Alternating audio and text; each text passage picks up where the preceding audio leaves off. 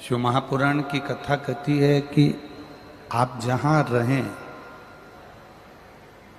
जहाँ आपकी मर्जी हो, जहाँ आप रहें, वहाँ प्रसन्नता के भाव में रहें।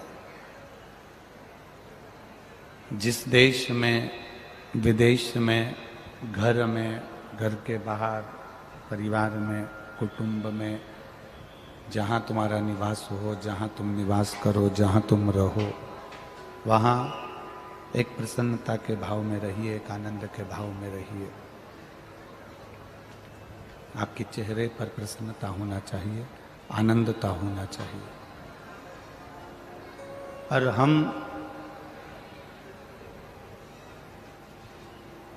100 वर्ष की अगर जिंदगी है, मान लो 100 में से आधा समय तो हमारा जीवन में सोने में निकल जाता है। 100 वर्ष की जिंदगी में से आधा समय हमारा सोने में चला गया। जब आधा समय हमारा सोने में निकल गया, बचा 50 वर्ष की जिंदगी का खेल। और उस 50 वर्ष की जिंदगी में से भी कुछ वर्ष हमारे ऐसे ही भ्रमण करते करते निकल जाते हैं।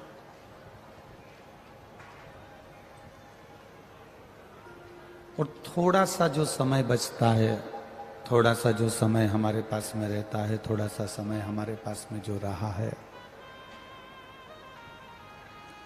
उस थोड़े से समय में हम सुख को ढूंढने का प्रयास करते हैं।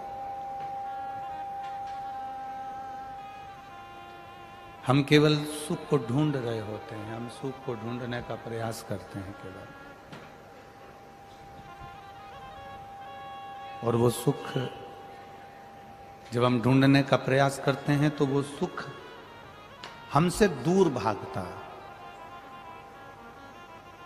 शिव महापुराण की कथा एक बड़ी सुंदर बात कहती है, लक्ष्मी को जितना पकड़ने के लिए दौड़ोगे, लक्ष्मी उतनी तुम्हारे पास में नहीं आएगी। लक्ष्मी को जितना छोड़ कर चलोगे, लक्ष्मी उतनी तुम्हारे पास में दौड़ कर आएगी।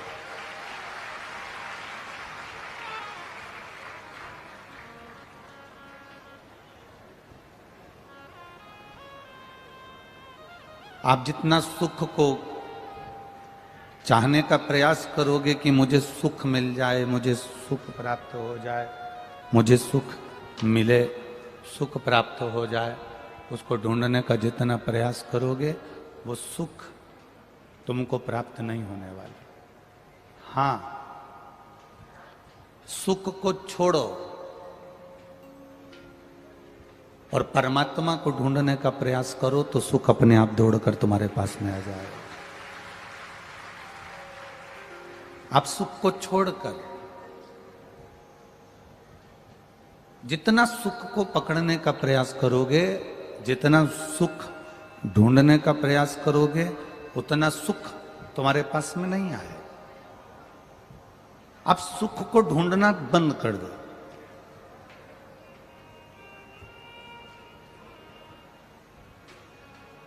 मेरी शादी होगी और मुझे दुनिया की बहुत खुशियां मिलेंगी, ये विचार मत लाओ। अपन तो ये लाओ कि भगवान जो घर देगा, भगवान जो परिवार देगा, भगवान जहां रखेगा, मेरा भोलेनाथ जिस घर में रखेगा और जैसा रखेगा, मैं वैसी खुश रह जाऊंगी। मैं खुश ढूंढूंगी नहीं खुशी को, मैं सुख को ढूंढने का प्रयास नहीं करूंगी, मैं खुशी ढूंढने का प्रयास नहीं करूंगी। वो जैसा रखेगा मैं वैसी रहूंगा। मैं दुकान खोल लूंगा, फिर धीरे धीरे करके मॉल बना लूंगा, धीरे धीरे करके बंगला ले लूंगा, धीरे धीरे कर कर गाड़ियां ले लूंगा। ना ना, आप ये विचार करो कि मेरा भोलेनाथ एक छोटी सी दुकान खोल रहा है, मेरा भोलेनाथ इस दुकान के अंदर बैठेगा, मेरा भोलेनाथ दुकान चलाएगा, मेरा भोलेनाथ व्यापारी बनकर बैठेगा, मेरा भोलेनाथ ग्राहक बनकर आएगा और मेरा भोलेनाथ मेरे परिवार की परवरिश करेगा। वो चाहेगा तो इसी में 4 चांद लगाकर भले जो वो कराएगा हम वो कर लेंगे। उसकी जो मर्जी होगी, उसकी जो इच्छा होगी, उसके अनुकूल हम जिएंगे, उसके अनुसार हम जिएंगे, हम उसके अनुसार जिए, हम उसके अनुसार चले। और ये बात हमने पहले भी कथा में कहा है आपको कि मंदिर में अगर पूजन करने जा रहे हो, आराधना करने जा रहे हो, साधना करने जा रहे हो, पशुपतिनाथ का व्रत करने जा रहे हो, या कोई उपास करने जा रहे हो, या पूजन करने जा रहे हो, तो प्रयास ये करना कि हम अभिमत्ता को धारण ना करें। आपको बहुत अच्छी पूजन आती है, आप बहुत अच्छी आराधना कर लेते हो, आप बहुत अच्छी भगवान शंकर का श्रृंगार कर लेते हो, आप बहुत अच्छा भगवान शंकर को राजी कर लेते हो, आप बहुत अच्छा भगवान का पूजन कर लेते हो, सब कुछ आपको बहुत अच्छा आता है, हम जानते हैं।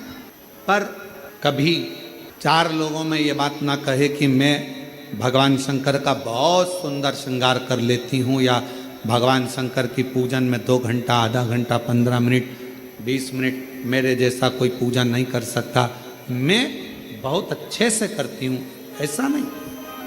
उसके लाखों दीवाने बड़े से बड़े उसके चरणों में कंकड़ माटी से पड़े। आप यदि भगवान की पूजन अच्छे कर रहे हो, भगवान का भजन अच्छा कर रहे हो, भगवान का मंत्र जाप अच्छा कर रहे हो, आप भगवान की सेवा अच्छी कर रहे हो, तो भगवान को धन्यवाद देना कि इतने लोगों में तूने मुझे पसंद किया और मुझे इस लायक बनाया कि मैं तेरा भजन कर सकूं। क्या कमी है बगीचों में फूल की, क्या कमी है बगीचे में फूल की, पर मेरा महाकाल तो धतूरा ही स्वीकार कर लेता है, अर्थात फूल से नहीं कांटों से भी श्रृंगार कर लेता है, वो शिव है। क्या कमी है बगीचों में फूल की, क्या कमी? शिव जी के लिए कौन कमी बगीचे में पुष्प की होगी? अगर कोई कहे हम उसके भगवान शंकर का श्रृंगार करना है, क्या लाना है? कहा साहब वहाँ से आगरा से फूल मंगवाए हैं, दिल्ली से यह मंगवाया, हमने कलकत्ता से फूल का ऑर्डर दिया, फूल बंगला बनवाया, हमने ये करा, हमने वो करा, पर शंकर भगवान का श्रृंगार तो केवल एक धतूरे से ही हो जाता है, कनेर के पुष्प से ही श्रृंगार। तुम्हारे फूलों के ढेर से शिव प्रसन्न नहीं होता है। बड़ी दूर से चल कर आया हूँ मेरे बाबा तेरे चरणों के लिए, मेरे बाबा तेरे दर्शन के लिए, एक बेल पत्र में लाया हूँ, एक बेल पत्र में लाया हूँ, चरणों में तेरे अर्पण के लिए, एक बेल पत्र में लाया हूँ, चरणों में तेरे अर्पण के लिए, बड़ी दूर से चल कर आया हूँ मेरे भोले तेरे दर्शन के लिए, मेरे बाबा तेरे दर्शन के लिए, एक बेल पत्र में लाया हूँ, एक बेल पत्र में लाया हूँ, चरणों में तेरे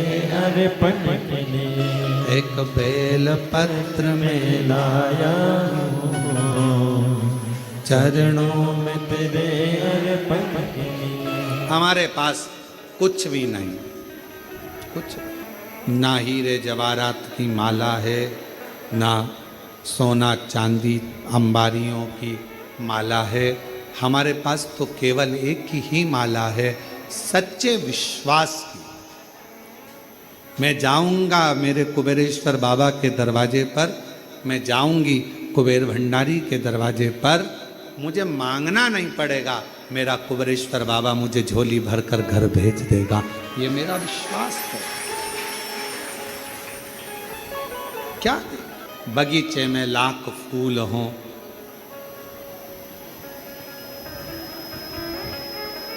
वो एक लाइन आती है ना, आप लोग गुनगुनाते हो, लाख गहरा हो सागर तो क्या,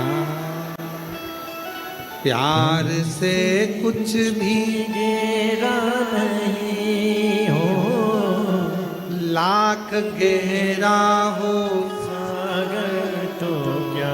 ये लाइन आती है, आप लोगों को आती है तो गाओ, जरा गाओ।